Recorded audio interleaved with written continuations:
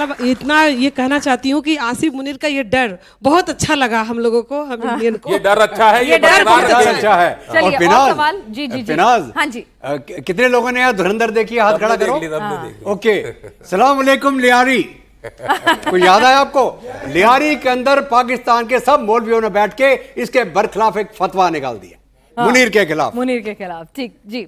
सवाल और किसका है? वो पॉलिटिकल फतवा है, कुछ नहीं होगा उसका। नहीं, फतवा तो निकल गया ना। जी जी जी, आपका सवाल वो है? भी कहां से निकला? लियारी से, कराची से।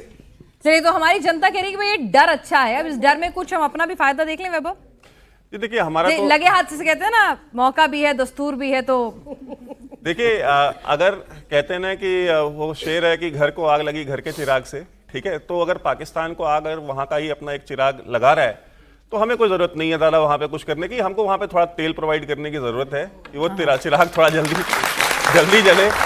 और वो मुझे लगता है कि वो हम कर रहे हैं और हमको करते रहना चाहिए।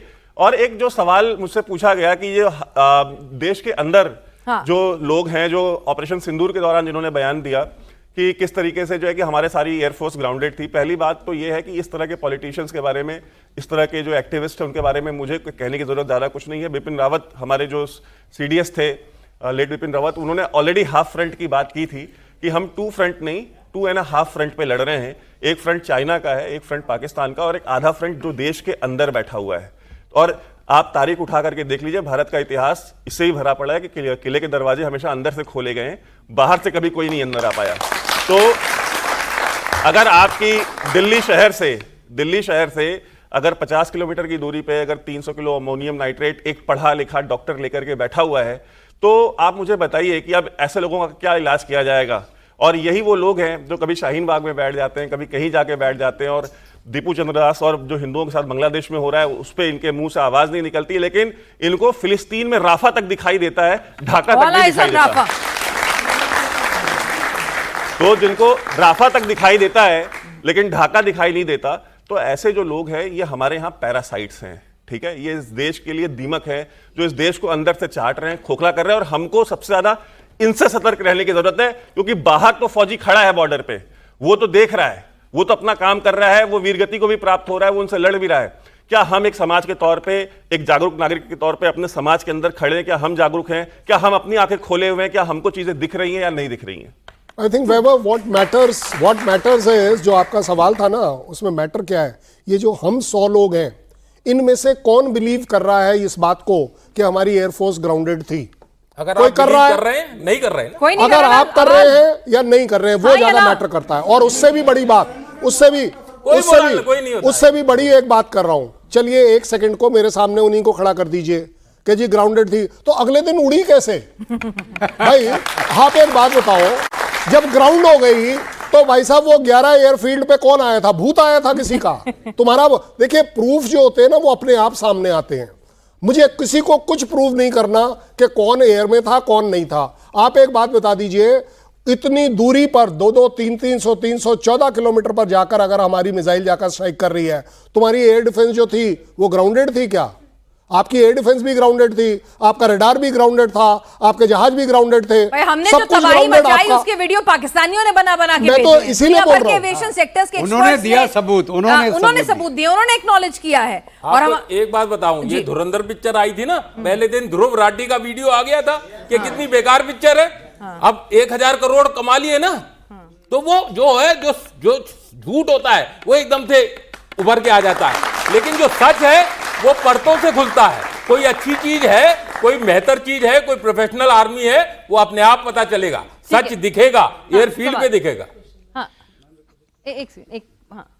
तो मैं ये पूछना चाहता हूँ कि हम बोल तो बहुत कुछ सकते हैं, हम मतलब पाकिस्तान की बुराई कर सकते हैं, उनका जो भी कर सकते हैं, पर बोलने से कुछ नहीं होता।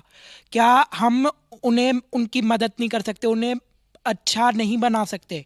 अरे मतलब भाई, मैं आपको बड़ी जिम्मेदारी से कह रहा हूं, हम उनकी बहुत मदद कर रहे हैं। वो रोजाना चिल्लाते हैं कि हम टेररिज्म से सफर कर रहे हैं, इसलिए हमने वो 9 टेररिस्ट कैंप उनके मारे हैं, क्योंकि उनकी टेरिटरी में थे, उनके ऊपर ये प्रॉब्लम ना आए। हम तो हमेशा यही कर रहे हैं। लेकिन बिहारी वाजपेयी बस लेके गए लाहौर, अच्छी बात करने के लिए, दोस्ती का हाथ बढ़ाने के लिए, कि हमारा आपसे कोई दुश्मनी नहीं है, आप ये आतंकवाद वगैरह छोड़ दीजिए, हम दोनों देश उस गुर्बत से लड़े जो गुर्बत आपके देश में भी हमारे देश में भी है।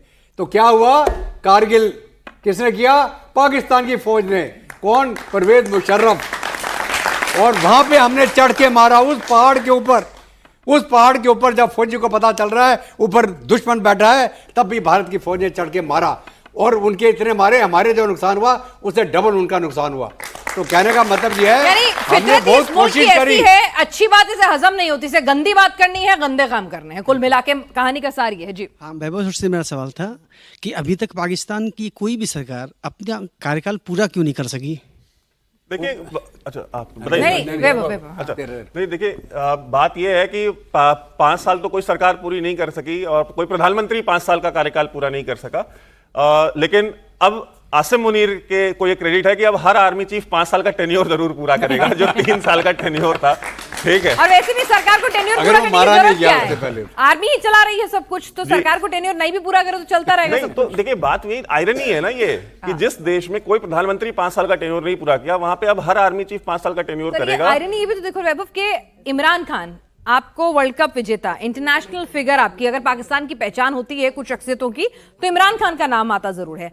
आपके देश का वो राष्ट्रीय अध्यक्ष रहा है, प्रधानमंत्री रहा है, और आज आप कह रहे हैं कि वो पागल है। बाकायदा प्रेस कॉन्फ्रेंस करके आप कह रहे हैं कि वो पागल है, उसकी मेंटल स्टेट ठीक नहीं है। तो आप क्या सोच है आपके देश की? नहीं, ये पर्सनल वेंडाटा भी है। एक बात आपको बता दूं, Munir was a fast bowler by the way during his college days. वो फास्ट बॉलर थे लेकिन वो क्रिकेटर नहीं बन पाए। तो एक पर्सनल वो भी है ना ग्रज कि मैं नहीं कर पाया। देखिए पाकिस्तान का जो इतिहास है वो ब्लंडर्स, प्लंडर्स और सरेंडर्स का है। Blunders, splendours and surrender. ठीक है, तो आप एक ऐसी फौज जिसका ये इतिहास है, तो उसकी जो खमीर है ना, उसका जो डीएनए उस फौज का, उस फौज की जो सिखलाई है वो उसके अंदर है। अब वो आप उसका कुछ नहीं कर सकते। सिर्फ फौज में ही, आवाम में भी है। और देखिए इमरान खान नहीं, आवाम में है वो। आवाम में, भाई फौज आवाम से ही आ रही है ना, आवाम से ही आ रही है। ठीक है, फौज कोई मार्च से तो नहीं आ रही है, वो उसी पाकिस्तानी सोसाइटी से आ रही है। और ये पाकिस्तानी पंजाबी सुन्नी मुसलमान है, उसको जो जुबान समझ में आती है उस जुबान में हमने ऑपरेशन सिंदूर में सिखाया। और देखिए इमरान खान के साथ क्या प्रॉब्लम है, इमरान खान खुद भी तो 2 नंबर आदमी है ना। वो कौन सा सादिक और अमीन है? उसने नवाज शरीफ के साथ जो किया है, जितने उसने शादियां की, जितने अफेयर्स की, उसकी जो ऑडियो रिकॉर्डिंग्स, वीडियो रिकॉर्डिंग्स, दुनिया भर की चीजें, दुनिया भर का गंद पड़ा हुआ है।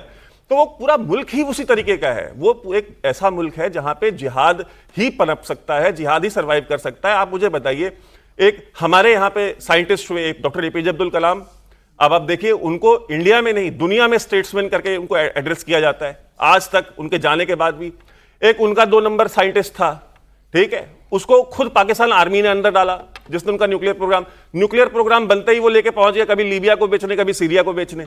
तो ये पूरा का पूरा मुल्क, वहां का जो इंटेलेक्चुअल क्लास है, वहां की जो आर्मी है, वहां का जो ब्यूरोक्रेसी है, वहां की जुडिशरी है, वहां के जो जजेस हैं, सब कुछ 2 नंबर है। 2 नंबर कहते हैं ना कि 2 नंबर तरीकों से बनाया गया था मुल्क, 2 नंबर ही पे चल रहा है। और 2 नंबर ही आवाम है, 2 नंबर ही जनरल्स हैं, 2 नंबर ही सब कुछ है।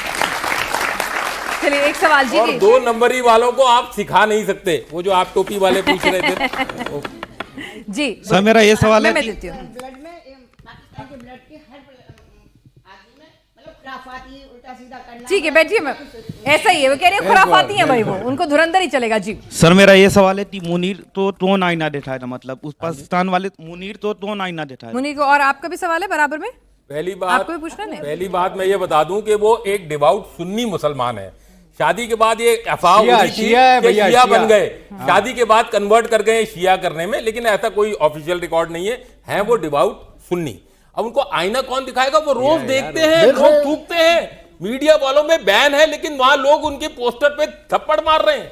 जब मैं लाहौर से इस्लामाबाद जाता था अपनी गाड़ी चला के, तो हर ट्रक के पीछे रहील शरीफ का एक फोटो होती थी और उसको अल्लाह से के समान माना जाता था, रहील शरीफ को। ये पहले वो हैं आसिफ मुनीर, ऐसे बने हैं जनरल जिसको लोग क्योंकि इतनी गुर्बत है, इतनी किल्लत है, नौकरी है नहीं, सब कुछ, और वो बोलते हैं कि इंडिया की चूरन देके इन्होंने पूरे पाकिस्तान को बर्बाद कर दिया। तो इनके अगेंस्ट जो हेटरेड है वो रोज देखते हैं, जब शीशा देखते होंगे। साहब ने बताया ना, AK-47 लेके अपने तकिए के नीचे सोते हैं। किस लिए सोते हैं? यही तो शीशा है, यही शीशा है, बंकर में रहना यही शीशा। जब कल NCA में गए थे UAE के उनको मिलने, तो वो लोग बोल रहे हैं पीछे बुलेट प्रूफ जैकेट पहनी हुई थी। जब वो लीबिया गए थे तो लोगों ने दिखाया, आपने फोटो में इंडिया चलिए तो सीना